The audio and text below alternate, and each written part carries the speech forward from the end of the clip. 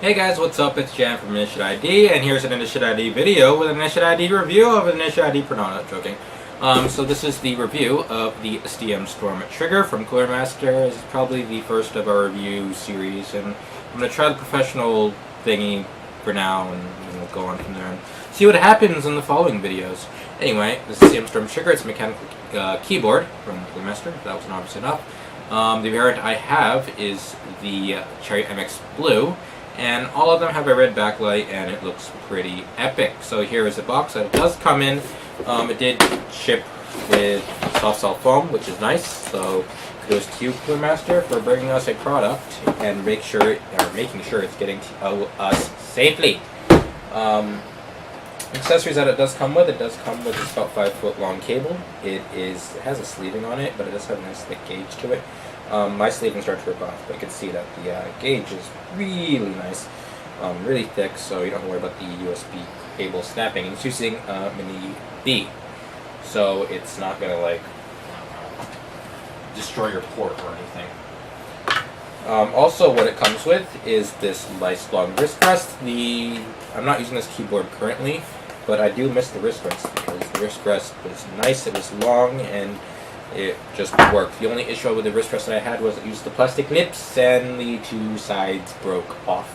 And I only have the center one, but you can kind of just like have it there, and then you put the keyboard over it and just let it sit there. And it kind of works. There's a bit of a hump on there, I guess, so adjust the keyboard so your angle is a bit off, but it's okay. Alright, so onto the keyboard itself. It is a mechanical keyboard. The blue switchies. Or switches. So it's very clicky. Very nice. The build quality is also really nice. It has almost no flex to it. Or I'm just really weak. So it is red backlit, so let's plug it in and show you how it goes. It takes a while to actually start up because it has macros and has processing, and it is a USB hub. So here is the backlit itself. It looks really nice, but let's go around the actual keyboard itself. So full keyboard layout, nothing strange. It has a full number pad, so it's not a 10 keyless keyboard. It is a full keyboard. No crazy shift things. The only difference is you do not have a Windows key.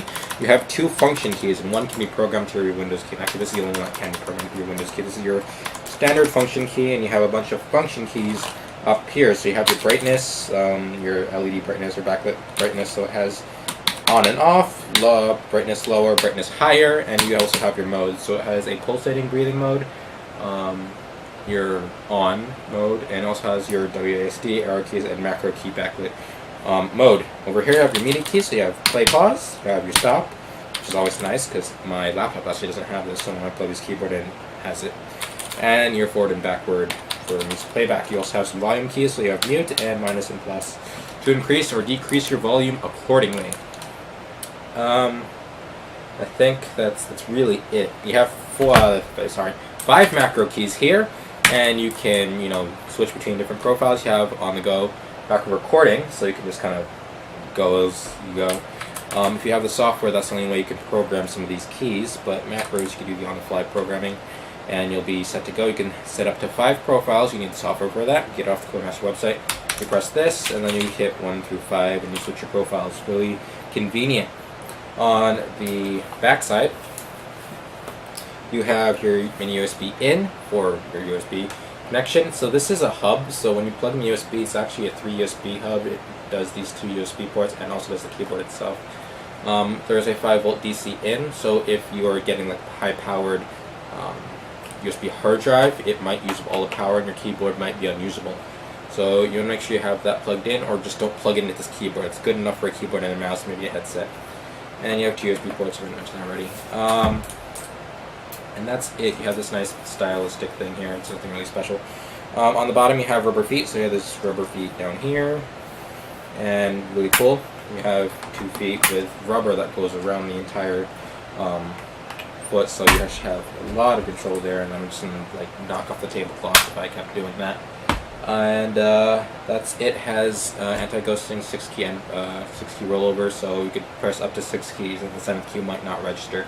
So be wary of that because that's the limitation of USB 2. And I guess up to conclusions. Out of like anything I've ever bought, I'd have to say this keyboard is probably one of the the biggest investments ever made. Not in terms of value, but in terms of like personal value. Mechanical key switches are beautiful. They help type faster. They are obnoxious, and that's kind of the point sometimes. But typing experience is very pleasing. It's very nice, and yeah, the macro keys have been very useful, especially for streaming or doing anything where I'd be playing around with XSplit, because I could change between. I have a macro set for the different scenes, so I can switch between there. League of Legends is very useful. I have the main screen, champion select, loading screen, and then the league overlay, and then 5 for advertisements and whatnot. So it's really cool. A lot of features, and you can do a lot. Change between the profiles, so you have up to 5, and there are 12 scenes, so you have plenty of macro keys. It does have 64 kilobytes of memory, so you can put all the macros on here. If you can install the software on your computer, program it all to your liking on 5 different profiles, then move it to another computer. You don't have to install it on there. A gripe I do have is because it is USB hub and because it has a lot of programming. Sometimes if you have a computer that needs to get the BIOS really quickly, the BIOS or the splash screen goes on and then it goes to Windows straight ahead, you might not be able to get into the UEFI or BIOS because this keyboard's not on by the time you have to mash delete or F2. So it's a bit of a gripe, but hey, you should have a keyboard on hand to work with that. I didn't actually personally have that problem. I did have a problem when I actually set it to 1 second, but 2 seconds usually what I want to set it to, because sometimes I go on a UEFI and usually my computer's on 24/7. Anyway, back to conclusions. So like I said, best investment ever made, and build quality is great, and this keyboard will still be one of my favorite keyboards, despite I am currently using a different keyboard because it looks better. Although Matt will be borrowing it for a while, so I'm back to this keyboard. Well, I have no problems using this keyboard. I'm using Corsair Vengeance K70. It looks a little better, and the media keys are kind of like whatever better. And yeah, so conclusion time. So on the new Initiative ID rating scale, I do give this keyboard a 9 out of 10, and it's a very solid keyboard. Has a great value for your money, because I did buy this for about $90, and there was a $15 MIR that I actually forgot to send in, but it was still $90, really cheap. I got it on Amazon. Fully functional, has all the media keys you could ever want. A couple gripes that I did have is the clips on the wrist rest, which makes it a bit of an odd orientation, but I guess you all can't have everything. Another issue I had with it is the fact that the keys are not laser etched, so they do etch away over time. Although it's only been a year, my D is starting to go away, and my Q, which I guess you can figure out. I've been playing League of Legends, because Q and D are probably the 2 most used keys that I ever use on there. And yes, otherwise the keys are very nicely placed, and yeah, that's it. So 9 out of 10, fully great build quality, it's great value for money, and I think that's all. I'm repeating myself now. So guys, if you have any questions, comments, criticisms, post it down in the comment section below, and I'll be sure to respond to you as quickly as possible. We do have an unboxing video. If you want to check it out, it'll be over here, somewhere over here, no, put over here, unboxing video is over here, and dislike the video if you, however you feel about the video.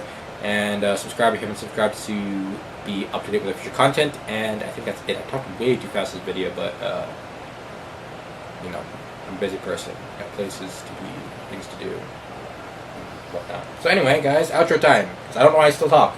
Check you guys out later. Hey guys, thanks for watching this video on the Cooler Master Storm. I can't type anyway. Thanks for watching my video on this Cooler Master Storm trigger. If you have any questions, comments, and criticisms, post it down below, like I said before, and be sure to stay up to date with our future content, because we got a lot coming towards your way. And if you have any comments about the new rating system, please comment on that, because it's brand new, and I hope it's not going to bore everyone to death. So once again, thanks for watching this video. Check you guys out later.